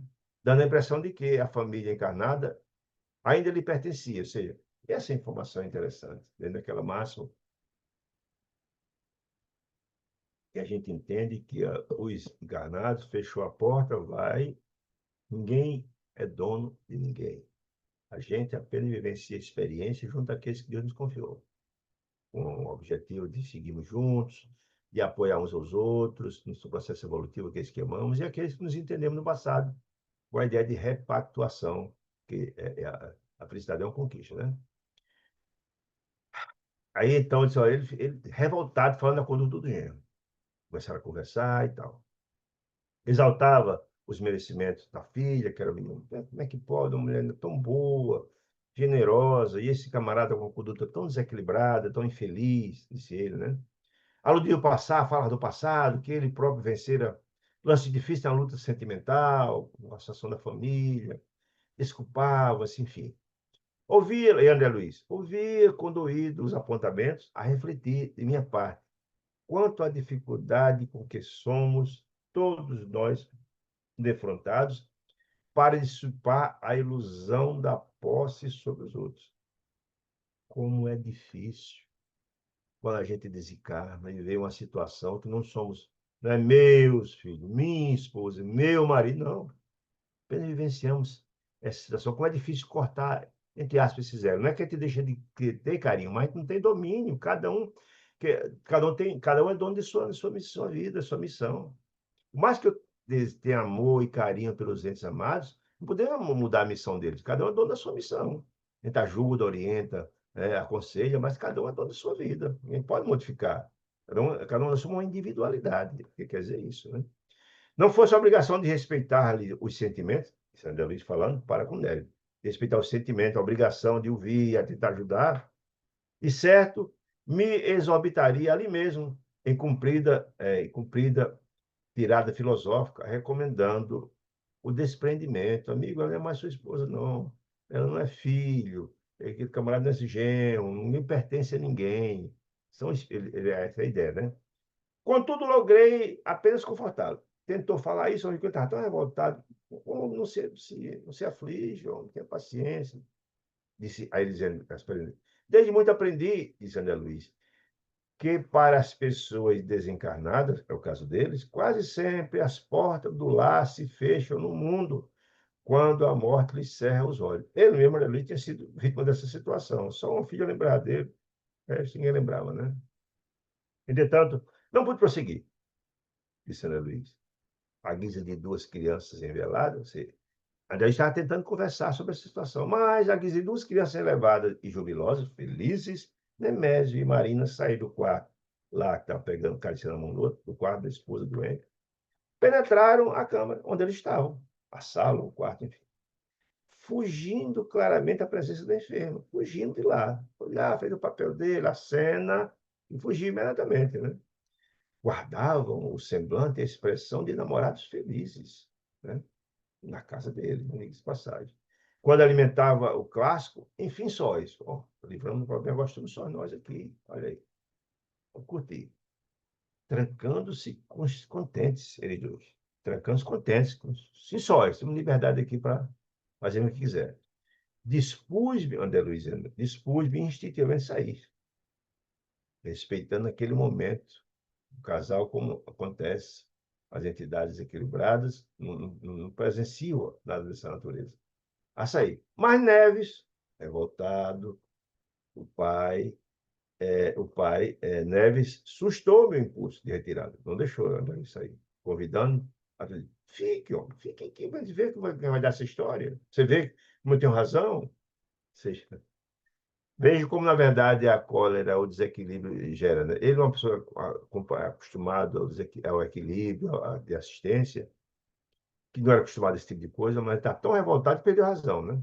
Fique, não louvo a inscrição. Não é de mim ser discreto, mas agora se justifica. No entanto, estou ao lado da minha filha, foi a justificativa dele, em sentido direto, simplesmente há alguns dias, e devo saber o que ocorre. Devo saber. para ser útil, como se isso fosse ajudar ele em alguma coisa, né? Nem ajudar a Nemésio, nem ajudar a Marina, né? Nem ajudar a filha, né? A esse tempo, Nemésio enlaçava a enfermeira, abraços e beijos e tal. Como se voltasse de improviso dos arrebatamentos da juventude, parecia um casalzinho de adolescentes apaixonados. Amimava-lhe as mãos miúdas, os cabelos sedosos, reportando seu futuro. Olha, o nosso futuro é maravilhoso. Isso na casa da esposa, durante o quarto ao lado. Justificava-se, copiando as preocupações. Justificava-se ele, copiando as preocupações de um adolescente. Ele, como se fosse apaixonado, esquecendo toda a situação. Interessado em vacinar a escolhida, a Marina. Quando o ciúme, não vamos ter ciúme dela, não, ela está indo embora. Deveriam ser bons. Olha a estratégia deles. De bondade, não tinha nada. Deveríamos ser bons com Beatriz. Eu e você. Nada de ciúme. As portas do fim. As portas do fim. Marinha, Beatriz está para morrer. E agradeço o destino, dizendo ele a Marina. Agradeço o destino que os livrara dos aborrecimentos e percalços de um desquite mesmo amigável. Ainda bem que ela vai morrer. Senão seria uma situação difícil, eu ter que me desquitar dela, tarará, seria um aborrecimento muito grande. Ele dizendo a Marina. E os pais, o pai ouvindo, não saiu da sala, André Luiz. André Luiz quis sair, mas não deixou. Muito bem. Olha a situação. Ouviram, ele dizendo para a mulher, ele dizendo para a Marina. Eu ouvi o médico ontem, esteve aqui, informando que a doente não conseguiria viver mais de que algumas semanas. Há pouco tempo eu tinha dito a mulher ao contrário, né? Que o médico tinha dito que ela ia ficar boa, logo, logo estava boa, que ia viajar, que ia para casa de Olímpia tomar café. Aí o contrário, né? Aí o pai mais revoltado ainda, né? E sorria, ele sorria dessa situação, que ele ia morrer logo. Qual o menino travesso, explicando que não admitia a sobrevivência da alma. Ah, ele tem uma de sobrevivência da alma, que é uma não sei, conversa, né? No entanto, disse ele, a seu ver, se houvesse vida além da morte, não desejava que a esposa partisse nutrindo por ele sentimentos quaisquer. Por isso que ela morrer antes vai ser uma beleza, como se ela não fosse saber em espírito essa situação. Né? Uma situação complicada. Apaixonado, procurou convencer-se de que se via correspondido pelo amor de Marina, cravando a atenção nos olhos enigmáticos da companheira de Marina, a quem se reconhecia humanizado, o imã, atração, por imensa atração. Marina retribuía, como quem se deixasse querer bem. Ela. No entanto, olha, no entanto, que é um problema, né? No entanto, apresentava um fenômeno singular de Saint Louis na emoção jungida, junta a ele e o pensamento do outro. Ela estava com ele, está pensando quem? No outro. Quem assistiu o capítulo 3 vai lembrar que ela tinha na tela mental dela ele, né, mesmo, mas tinha um rapaz, no mesmo carro, tarará. Se ela tinha dois relacionamentos em paralelo, e esse relacionamento era com o filho de Nemésio. Nemésio sabia. E filho de Priscila, de Beatriz. Olha a situação dramática, né? Então, ela estava ali com ele, fazendo projeto, mas estava pensando no rapaz, no filho dele e de Beatriz. Olha a situação dramática. E o pensamento voltava no outro. Inclusive, eles andavam no mesmo carro. Ela saía para farrear com ele, saía com o outro no mesmo carro. O pai. Empenhando-se por todos os meios a encontrar nesse outro, ela, ele falando dela, de casar, mas pensando no outro, a encontrar nesse outro o incentivo necessário na mesma emoção. Nemésio comentava as próprias dificuldades, sensibilizado, questão da morte, confessava devoção inacessível para ela. Não, fique tranquila, vai dar tudo certo. Não, não a queria de ânimo inquieto. Não, de futuro abandonaria os negócios, só curtir nossa vida, ele dizendo para ela, né? E o pai, o Vini e André Luiz também. Viveriam felizes, segundo ele, na casinha de São Conrado, a família, que transformaria aquela casa num bangalô confortável, entre o verde do mar e o verde da terra. Mandaria preparar a casa, mudar o estilo, foi uma coisa mais moderna, a fim de que a moradia os recebesse no momento oportuno, quando a dona Beatriz morresse, né? Que ela confiasse, ficasse tranquilo, tudo ia dar certo. Aguardaria apenas a modificação do próprio estado social, ou seja, esperar ela morrer, ter a situação de viúva e poder casar, sem problema nenhum. Claro, conferindo o título de esposa. Esposa para sempre, aquele amor eterno. Ele dizendo para ela. Isso tudo era dito num jogo de manifestações carinhosas, em que a sinceridade prevalecia de um lado dele, a sinceridade, e dela o cálculo, que só pensava nele, mas está pensando no outro e quem queria ter o futuro, no outro. Assinalei de Sander Luiz, porém, estranha ocorrência. André Luiz estava estudando a tela mental dela, né? Que ocorrência? Ele e ela comunicavam-se entre si as mais ternas expansões de encantamento recíproco, sem ser dissoluto, e pareciam aderir automaticamente às impressões que esboçávamos de vez que acompanhávamos os mínimos gestos com aguçada observação, pré-julgando-lhe os desígnios com o fundo de nossas próprias experiências inferiores já passadas. O que quer dizer com isso? Olha, interessante. Eles dois acompanhando, e sugerindo, e vendo, e eles, inclusive, analisando as situações de eles já terem passado por isso antes, eles, das vidas deles, né? Situação de romance, etc, etc, etc. Dizendo que o pensamento deles dois ali, é, sobre a situação, e estimulavam aquela situação. Olha a força do pensamento, como é importante, né? O André Luiz Kardec dizia que nós somos mais influenciados pelo Espírito que imaginamos, e devemos ser dirigidos por ele. Ele estava ali observando, mas reprovando aquela conduta e também estimulando, vindo e bondão de estimulá-los também. Olha a coisa interessante. Né? Semelhantes registros que formulávamos, com absoluta imparcialidade, alguns registros são dignos de nota. Algumas coisas acompanhou e tal, e tal.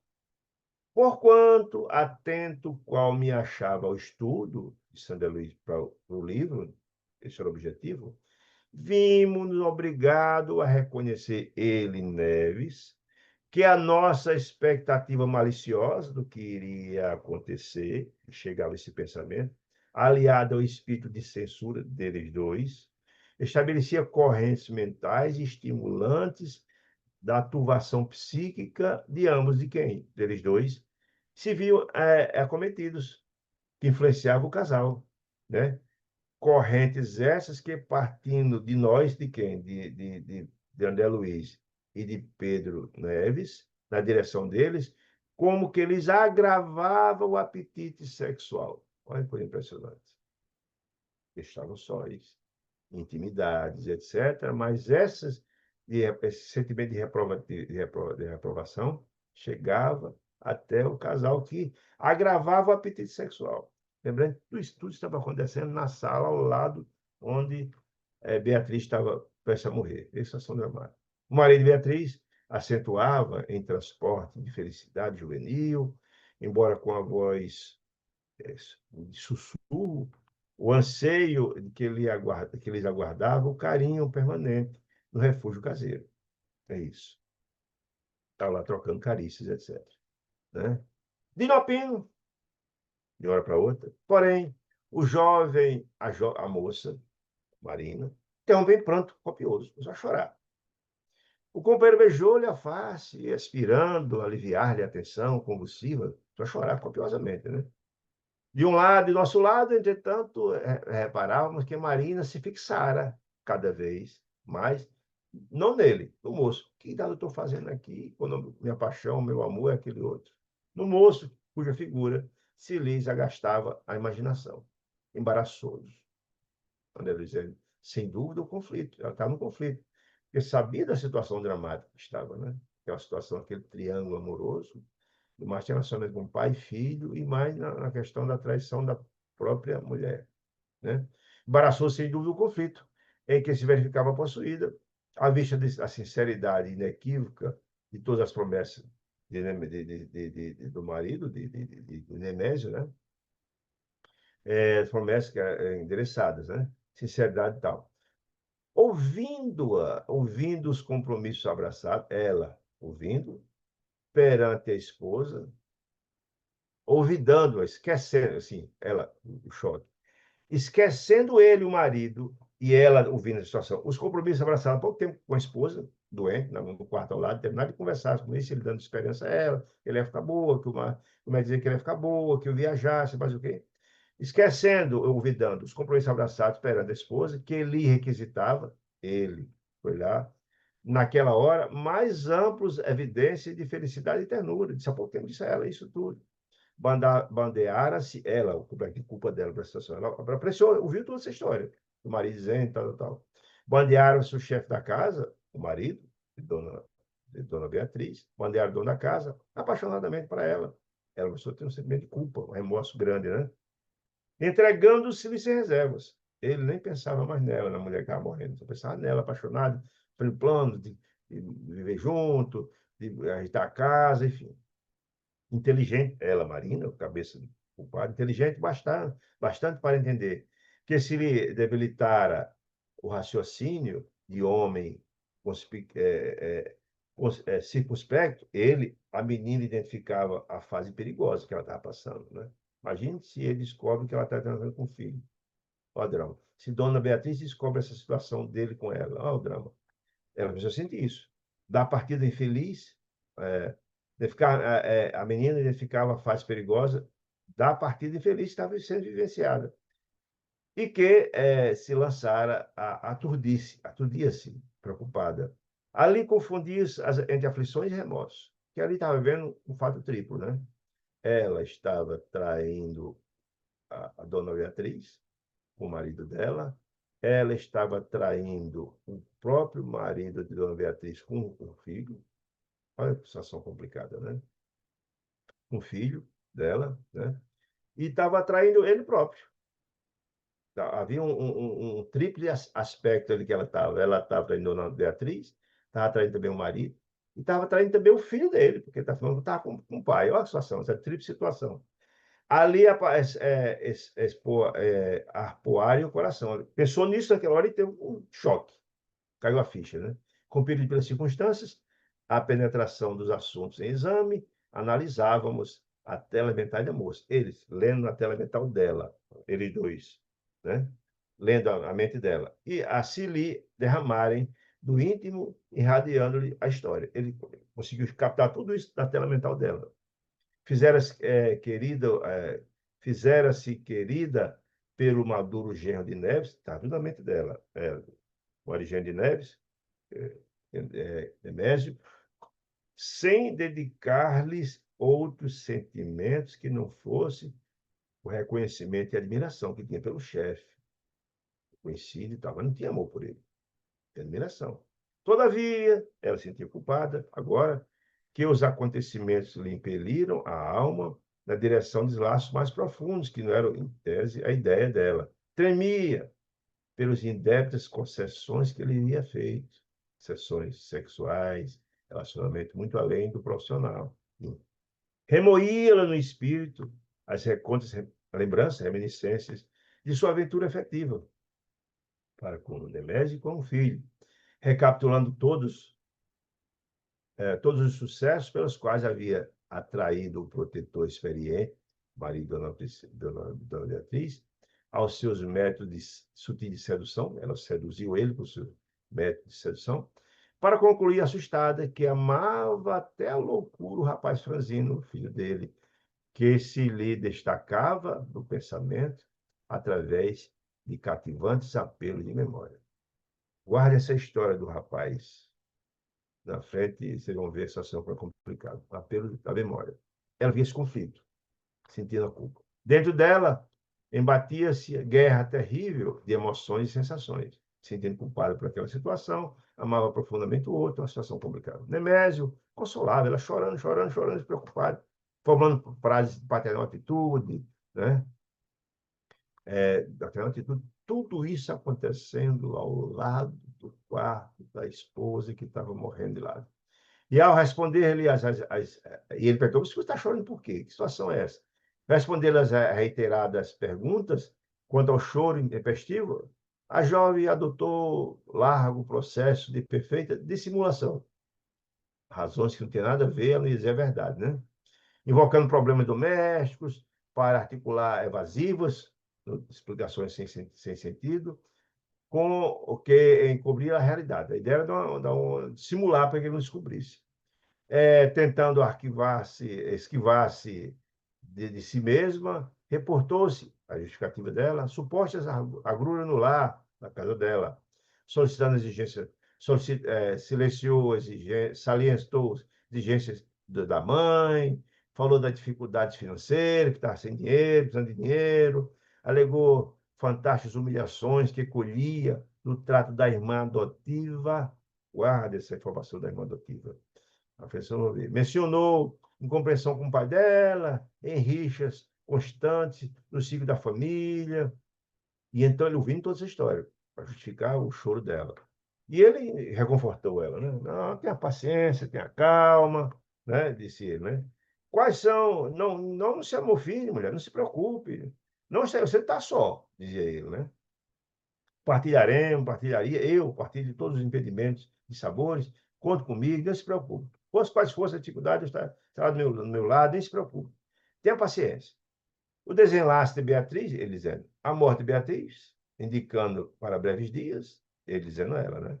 Seria o marco fundamental de ventura definitiva. Vamos ser felizes, ela vai morrer no próximo dia. Está tudo certo, vamos casar, dizendo ele, né? Exprimir-se Nemésio em tom de súplica para ela. Tenha calma, etc, etc, né?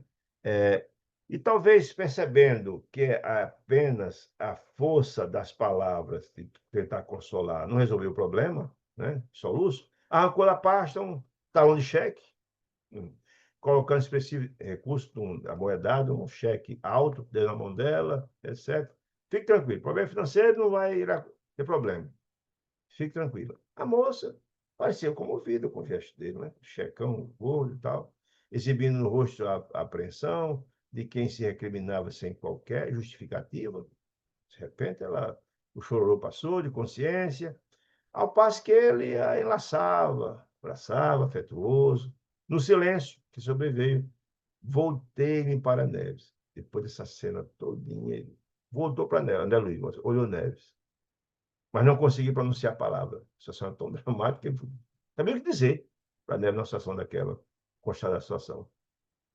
Não obstante desencarnado, ele, Neves, né, o amigo se afigurava agora um homem positivamente vulgado à Terra. Baixou a faixa vibracional dele imenso depois dessa cena todinha.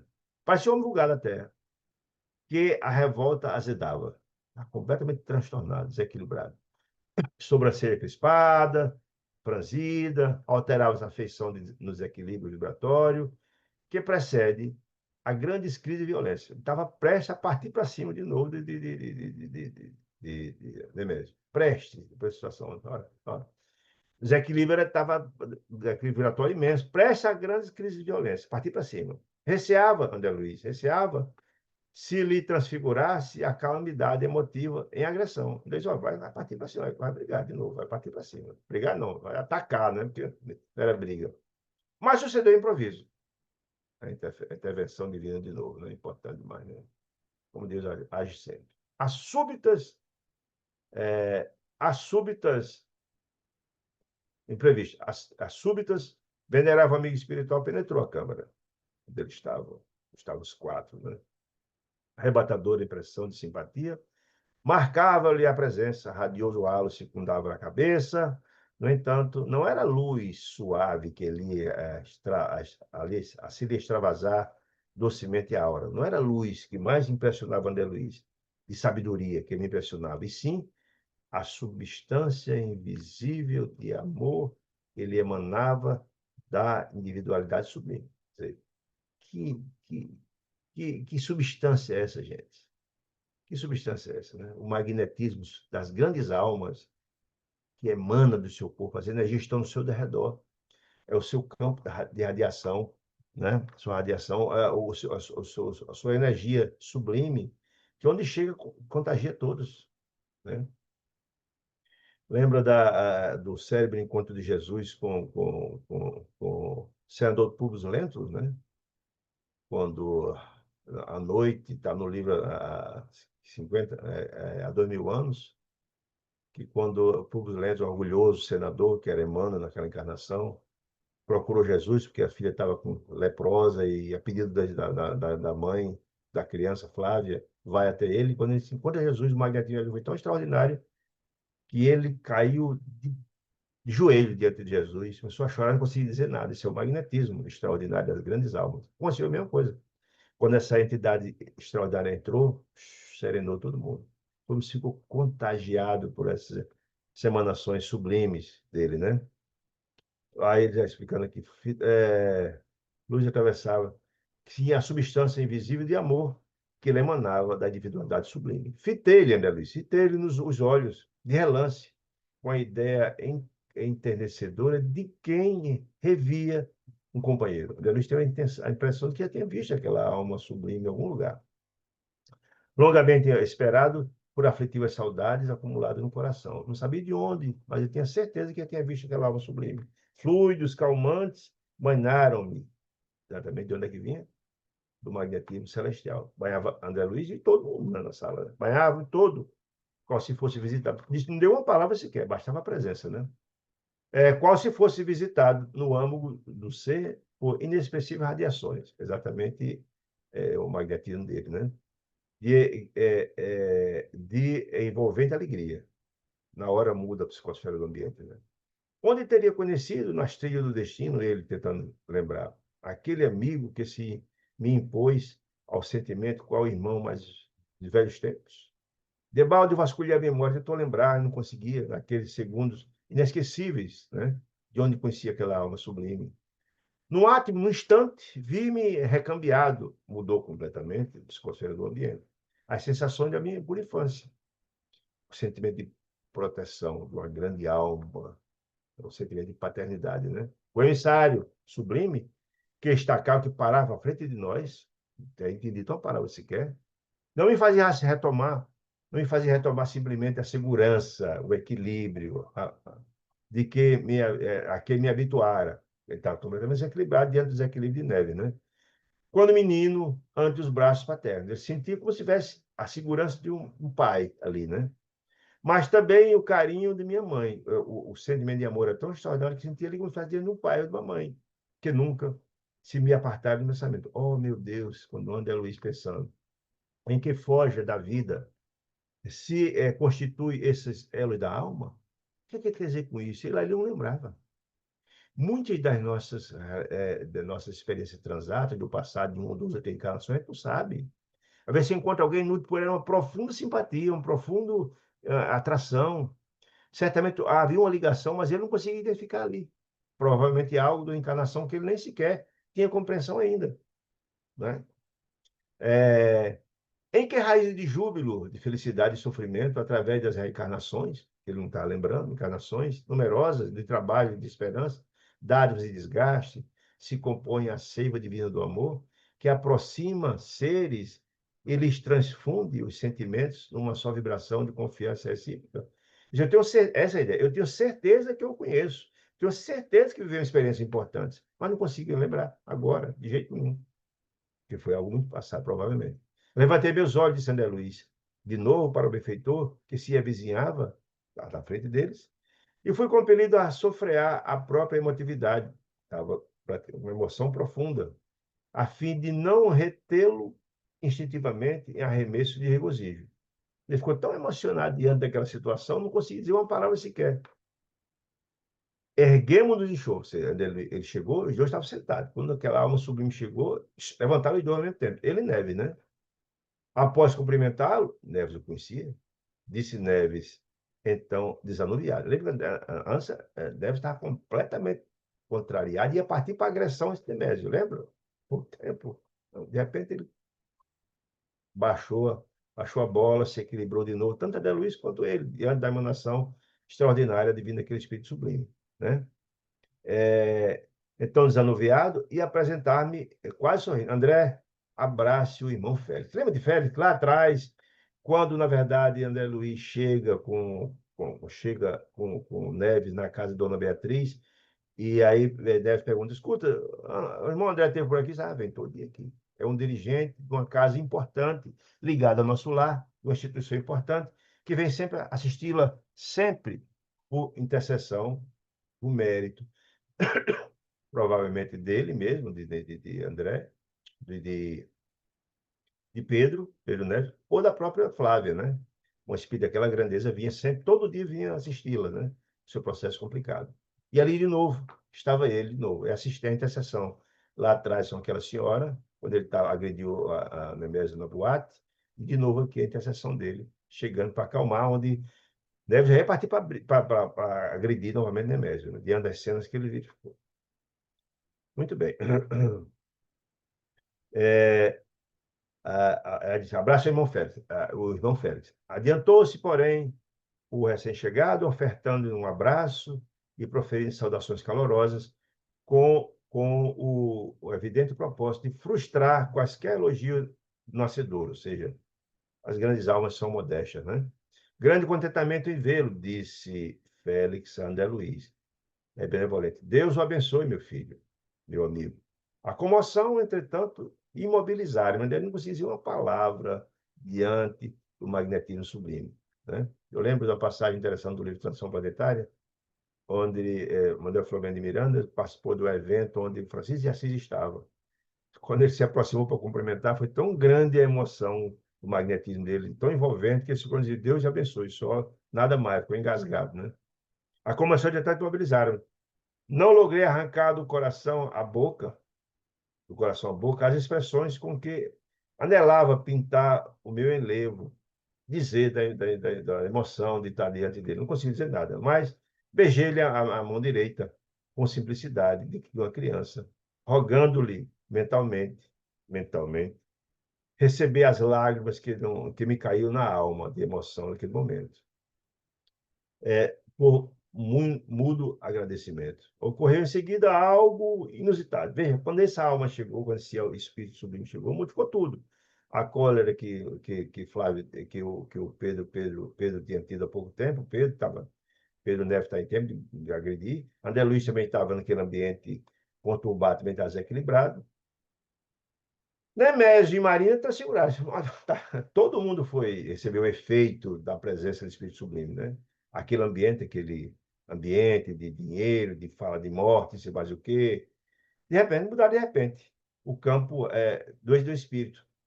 Confirmei a impressão de que a nossa curiosidade enfermiça, aí a conclusão que ele tem, que é importante para a gente. Zé Luiz caiu a ficha diante daquele momento.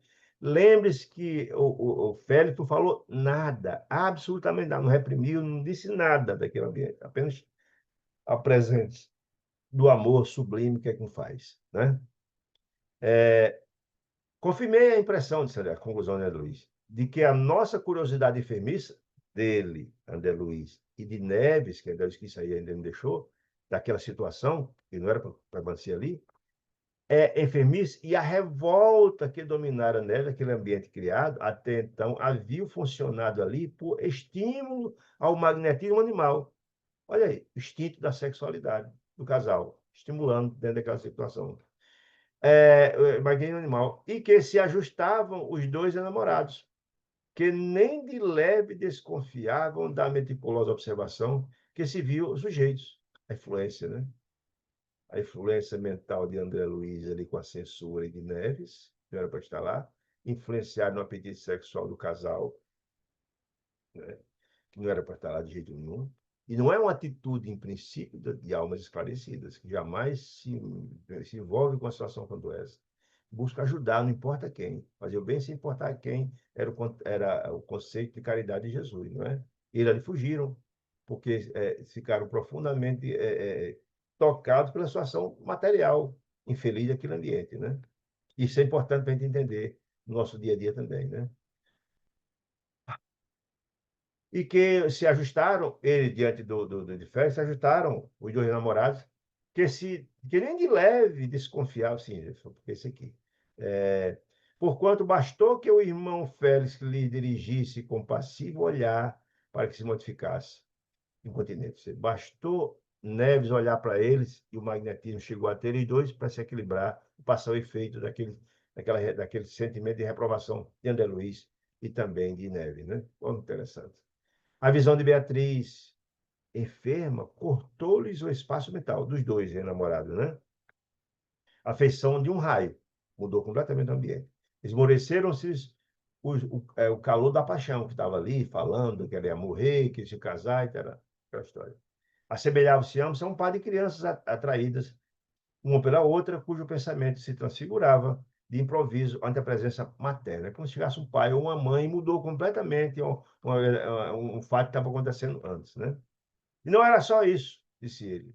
Não podia, ao escutar, ouvir o mundo indo de Neves. Eu não sabia o que estava acontecendo no coração de Neves, mas, contudo, de minha parte, súbita compreensão me inundou a alma dessa história toda, de que eles tinham influenciado de alguma sorte aquela situação.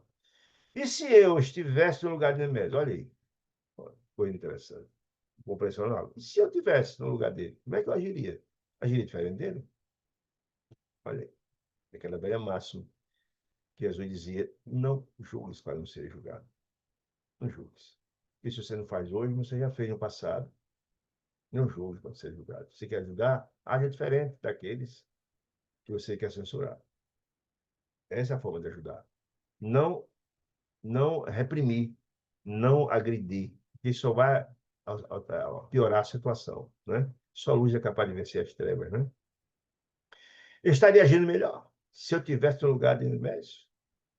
Eu agiria diferente? Olha aí. Sentir no lugar do outro não é fácil, né? Silenciosas indagações se me incrustavam na consciência, impelindo-me o espírito de raciocinar em nível mais alto. Fitei o conturbado chefe da casa, Nemésio, possuído de novos sentimentos diante da presença de Félix, percebendo nele um verdadeiro irmão, não obstante a sua conduta, mas era um irmão em Cristo, era um irmão filho de Deus também, que me cabia atender e respeitar, entender e respeitar. Não estou para julgar ele, ele vai ajudar. Se eu quero ajudar a dona Beatriz, começando por ajudar ele perturbado, porque a perturbação dele vai perturbá-la também. Cabia entender a situação e respeitar e tentar ajudar. Embora confessando a mim mesmo com indisfarçável remorso, ele se culpando por ter uma atitude indevida, ferir André Luiz, a impropriedade da atitude de ficar ali e verificar a situação que assumira momento antes, prosseguia estudando a metamorfose espiritual que se processava, a mudança em todos. Neves, nele e no casal, né?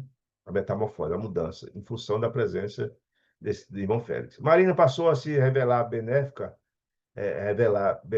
reação, como se estivesse admiravelmente conduzida em corrente mediúnica, como se estivesse recebendo a influência mediúnica daquele espírito sublime, a influência, né? De antemão preparada, como se fosse, mas não é.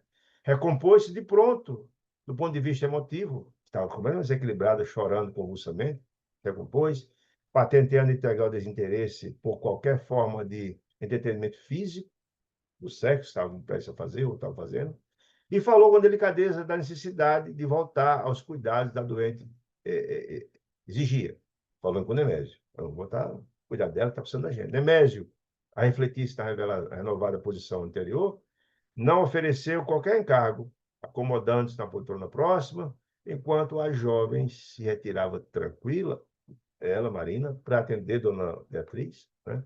Reparei que Neves ansiava conversar, desabafar-se, tentar se justificar a Félix.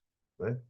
No entanto, o benfeitor, que não reprovou, não disse nada contra ele, que nos granjeava os corações, apontou o esposo de Dona Beatriz, apontou o Nemésio e convidou. Meus amigos, olha que lição extraordinária. Meus amigos, nosso Nemésio, olha, nosso irmão Nemésio, e não é, dizendo nenhuma descortesia com ele, nosso irmão Nemésio está seriamente enfermo, está muito doente. Não é só Beatriz está doente, ele está muito doente.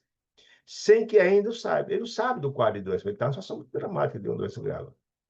O puxão de orelha que ele dá aqui nos dois, né? Em André Luiz e Neves. Ignoro que se já lhe teriam notado a deficiência orgânica. Ou seja, se vocês estão aqui com o propósito de ajudar, vocês certamente já tinham identificado a doença dele. Mas a preocupação de vocês foi censurar, foi etc., não viram. Ele está doente, muito doente.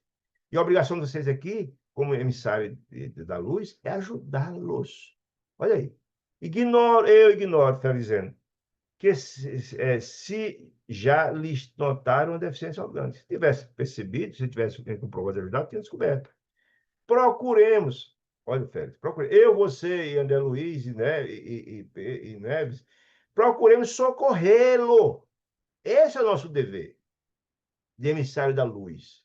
Ele está doente, precisa de ajuda física muito grave. E mesmo que não tivesse, ajudá-lo emotivamente, ajudar a se equilibrar. Que lição, né? É a minha observação. A forma de agir das grandes almas é completamente diferente. Aquela senhorinha chegou, não reprimiu nada, não reclamou, não censurou. Esse também não censurou, disse: olha, se você estivesse atento, eu tinha entendido que a mulher está doente, precisa de ajuda. É como Jesus fazia, né? Como Jesus fazia no grande modelo e guia da humanidade, né? É assim? A gente vem aqui para ajudar, para somar, não para reprimir. Dizia Jesus que são os doentes que precisam de médico. E ele era doente de duas, né, doente de duas situações, né? Uma patologia física e mental, né? Espiritual, né? Essa é a grande lição extraordinária desses dois capítulos. Meus amados amigos, queria demais agradecer a presença de vocês, o acompanhamento. Se alguma dúvida tiver, estamos aqui para responder de nossas possibilidades. Se não, queríamos convidar para estarmos juntos na próxima quarta-feira, se Deus permitir, para estudar mais dois capítulos. Tem uma semana de muita luz, muita paz. Fiquem com Deus.